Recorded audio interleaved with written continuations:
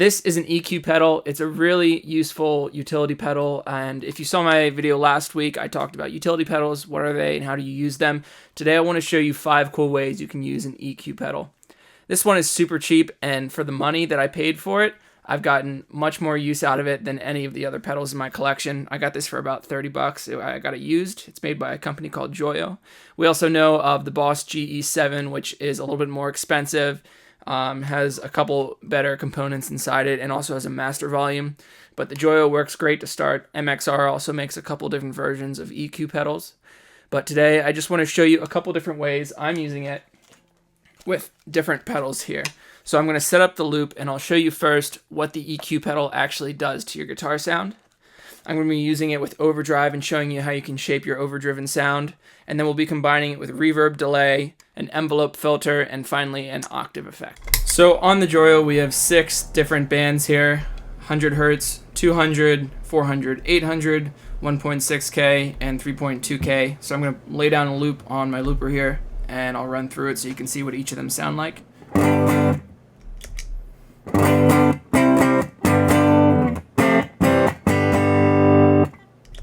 So here's what it sounds like clean. 3.2K boosted. And then cut.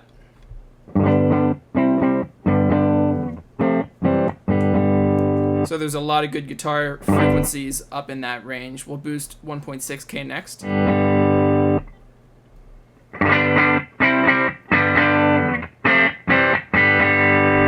Cut it.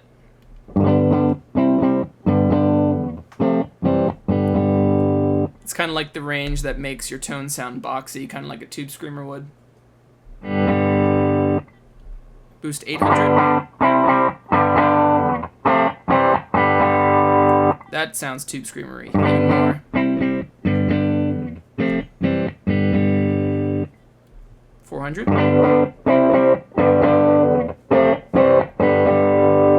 Now it kind of sounds like a cocked wah stuck at one position.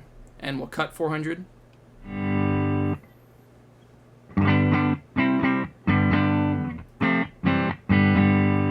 Here's 200.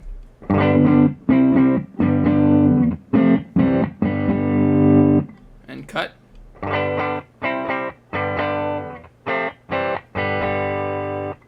That's huge for the guitar sound.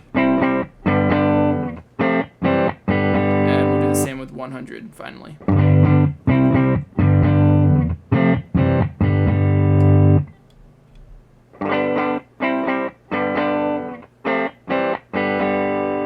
So what does it sound like if we kind of create a frowny face curve? This is something I like to do going into an overdrive pedal. Here's my EQ.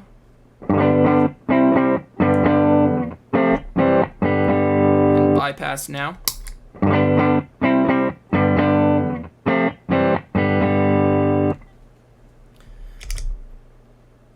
So anyway, we can see how the EQ, each of the different ranges kind of affects the guitar signal, and this will be really useful as we learn how to use it with different effects. So I brought out the full tone OCD, just a really common overdrive pedal, so I hopefully can give a good representation to everybody here.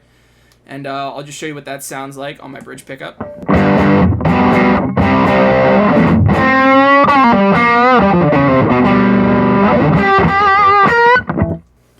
And we can use the Joyo to manipulate it. I like putting it in front. So most obvious thing you can do with it is just use the Joyo as a boost. So here's my level, just the OCD right now. And then I'll engage the Joyo. So it's going into the front of an overdrive pedal, which means it's boosting the gain. However, if you put it behind the overdrive pedal, you're going to boost the actual volume. So that might be another useful way to use it. I'll cut some bass out here now because it sounds pretty basic.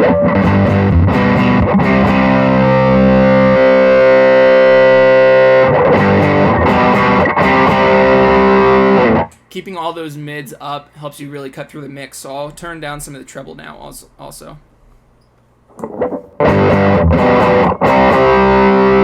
And without it.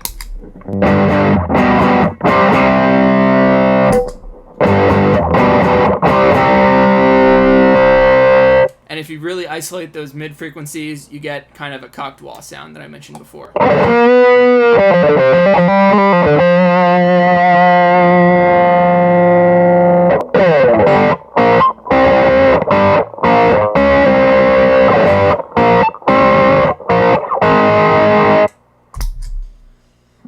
We'll boost the treble frequency so you can see how the overdrive reacts to that.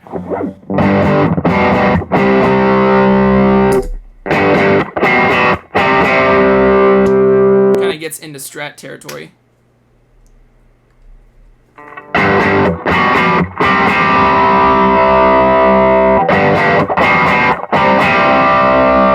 What if we cut the mids and add in everything else? Dry sound again.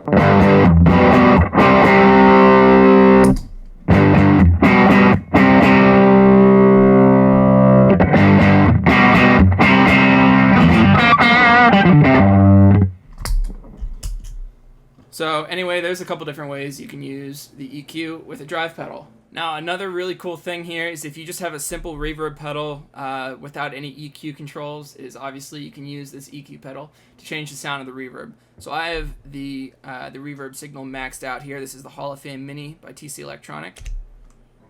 And I'm going to show you how you can use the Joyo to manipulate that sound. Let's cut the bass out.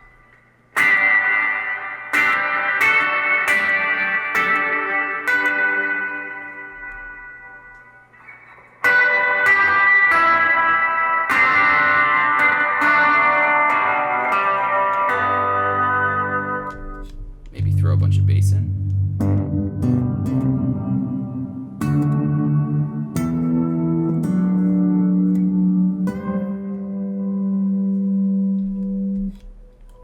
We can get a really weird notch sound.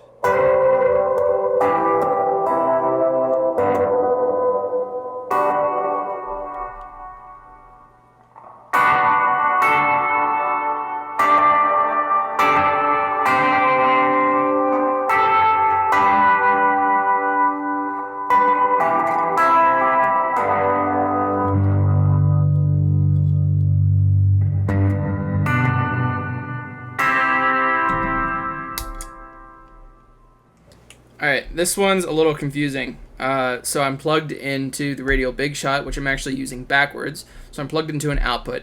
From there, it's sending my signal through the input of the Radio Big Shot into the input of this flashback delay. I'm using a stereo one because I have one output running back into the Big Shot where it's looping itself to the input. So if you're not careful, this is going to create a crazy feedback loop.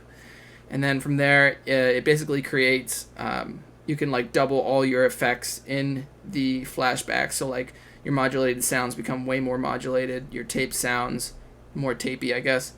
And out of the stereo output of the flashback into the Joyo 6-band EQ. And this will be a little bit similar to the reverb.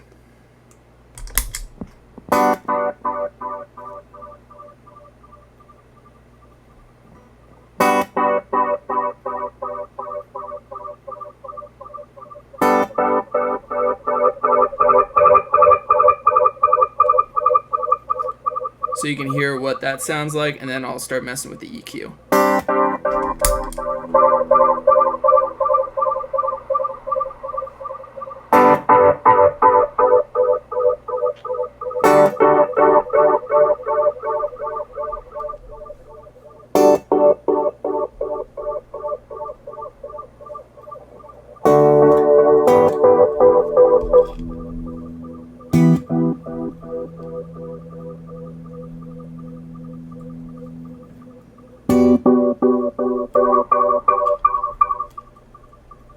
And if you wanted to, you could throw the EQ in between the first flashback output and the Big Shot.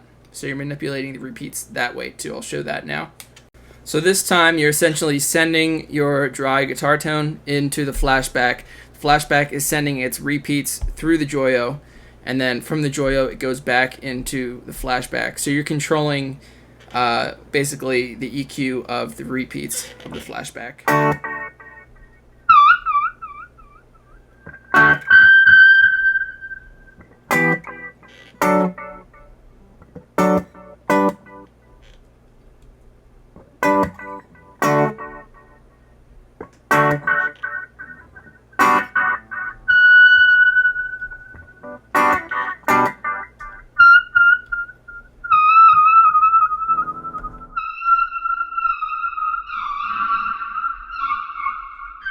Okay, this next one we're going to use an octave generator, and this one's great. It tracks really fast, but a lot of people's gripe with it.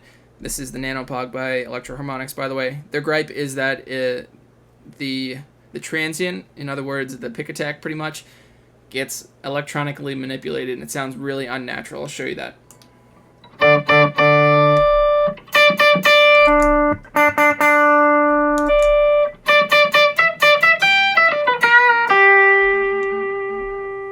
And in the sub octave as well.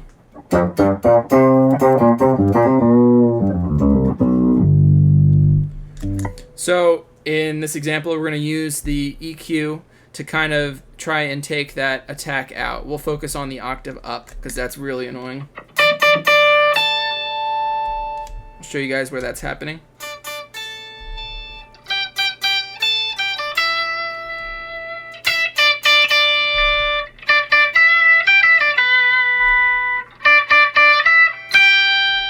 So I'd say something about like that. That's isolating that annoying attack we're trying to get rid of. So we'll do the inverse now and hopefully get a smoother sound.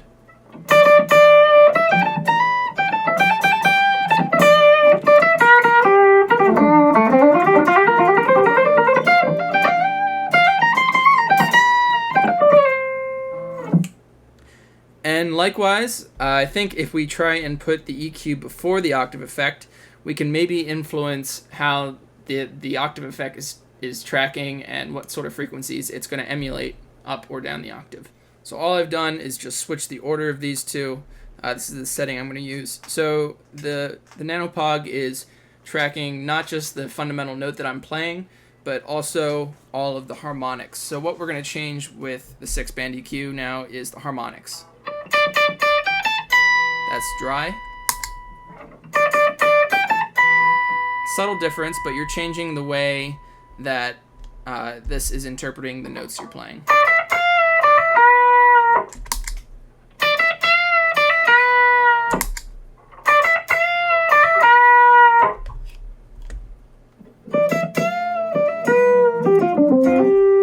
And likewise, if you really want to emphasize the transient.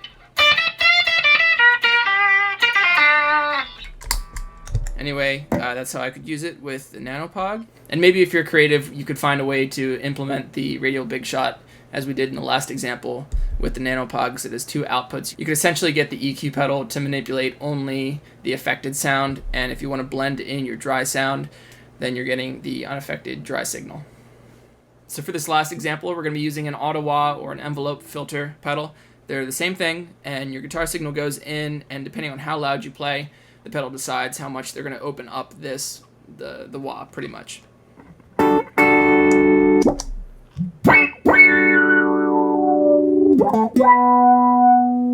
you can hear at the start of the note, it's very loud and very open. You're getting a lot of treble frequencies.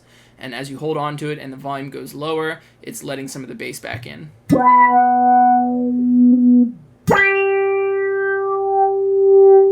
So what we're going to do with the EQ pedal is get rid of that high end and kind of smooth it out.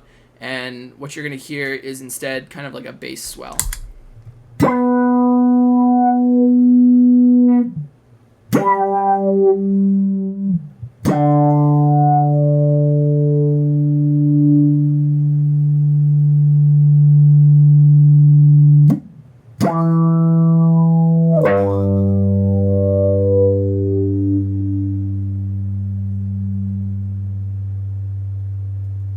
One more thing before we go, if you guys enjoyed this video, make sure you check out my video from last week where I talked about different types of utility pedals and how you can use them in your rig in creative ways. So I hope you enjoyed this one. If you did, make sure you hit the like button and leave me a comment letting me know how you would use an EQ pedal, or if you do have one, how you're using it at the moment. Let me know and all the viewers down below, and thanks for watching. I'll see you next time.